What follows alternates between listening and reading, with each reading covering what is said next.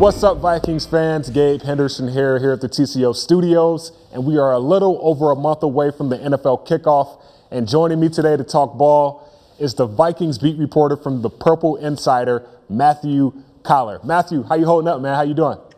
I'm holding up about the same as everybody else, Gabe, and I just cannot wait for us to actually get out there and see some training camp practices, because without OTAs or minicamp this year, I've been desperate for some football, man. I've been going through YouTube and watching old Randy Moss highlights and old games nonstop. I really want to get out there and see some football. You talk about football. Training camp is finally upon us. So just for starters, what are you most looking forward to heading into training camp? Well, football is definitely number one. I mean, if you think about it, normally we have this process of the offseason where the draft gets over with and we get an immediate look at what the rookies look like out there on the field. Even if it's just in shorts, we at least get to see them run around a little bit. We get to talk to them in person as opposed to on Zoom calls. And then as the offseason goes along, we get to get a feeling for where some of these battles are going to be when we start training camp, and just get a sense for how these guys play the game through OTAs and through mini camps, and what the offense is going to look like through those practices, and they set the stage for training camp. We have had none of that. So when reporters show up now, we're going to be kind of in a whirlwind of figuring out, all right, where does the team think everyone stands by just who's on the field? Who are the three cornerbacks who are running with the first team? Who are the five offensive linemen? I think we don't have a great feeling for that right now. What's the defensive line going to look like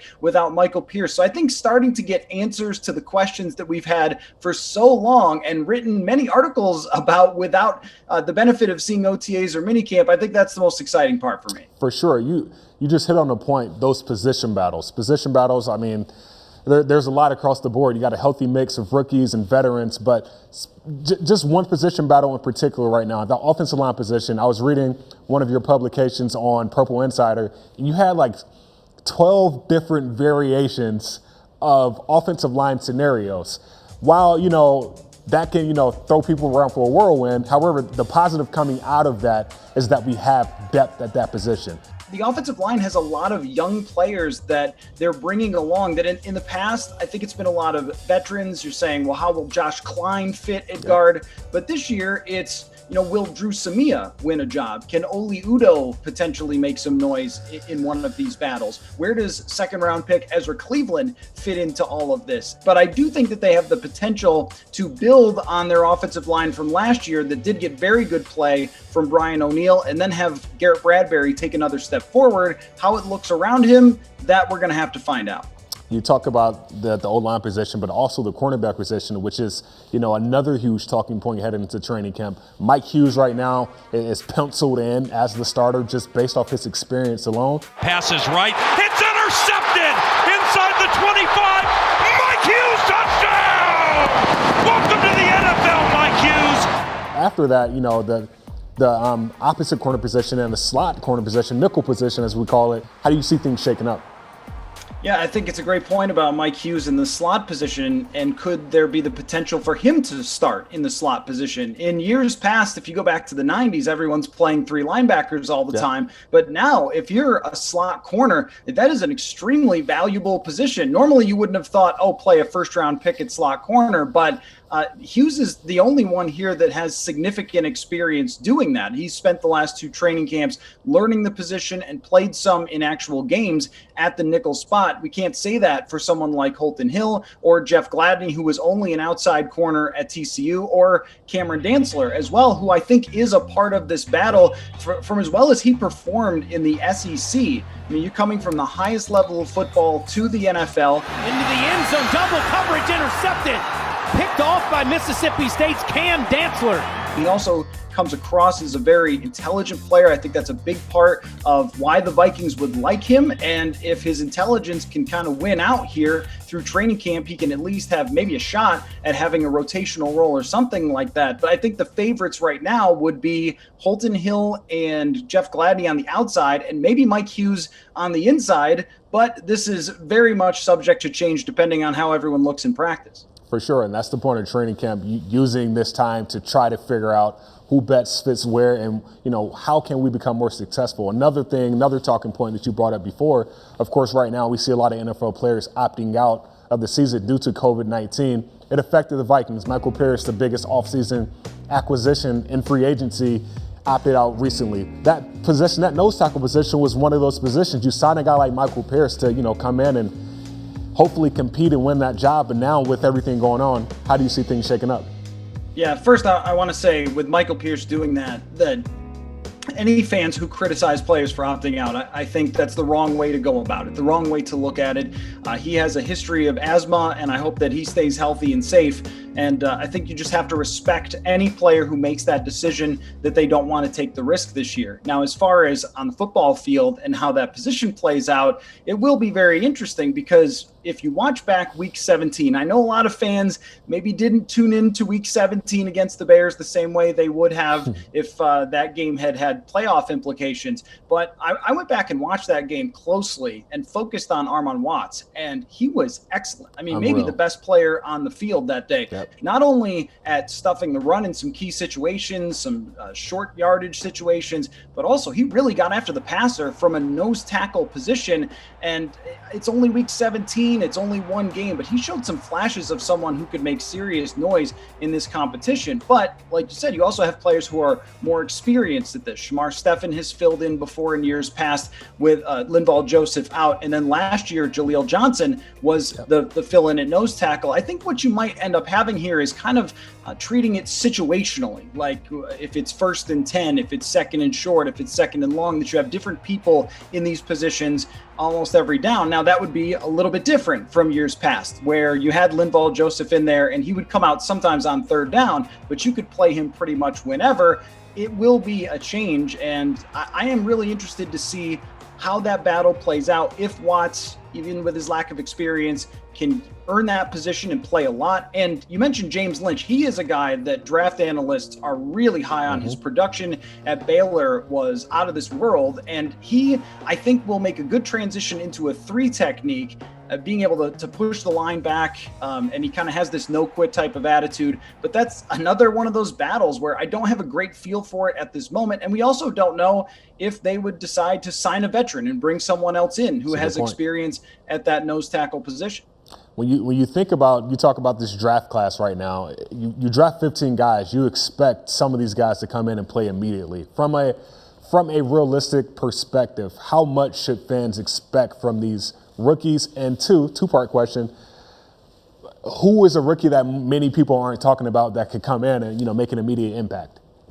Yeah, the first part of your question, I definitely think the first-round picks and anyone that you draft in the first round is usually expected to make some sort of impact right away. Jeff Gladney was one of the most experienced corners in the draft. He had started playing as a freshman, and in the Big 12, they throw it all over the place, so he got a lot of targets throughout his college career. I think he can transition pretty quickly because of that. The guy that I'm really kind of interested in from down the board is Kenny Wilkes, who has the door open for someone who produced a lot at Michigan State and surprisingly dropped down the draft board. There were a lot of draft analysts that I like to follow and trust that had him much higher, maybe as a 3rd round or a 4th round pick, and he ends up dropping down. But when you watch him, I think that his athleticism is actually a little bit underrated. And if you want to get really football, he's got some great bend off the edge, and his experience playing at a great program.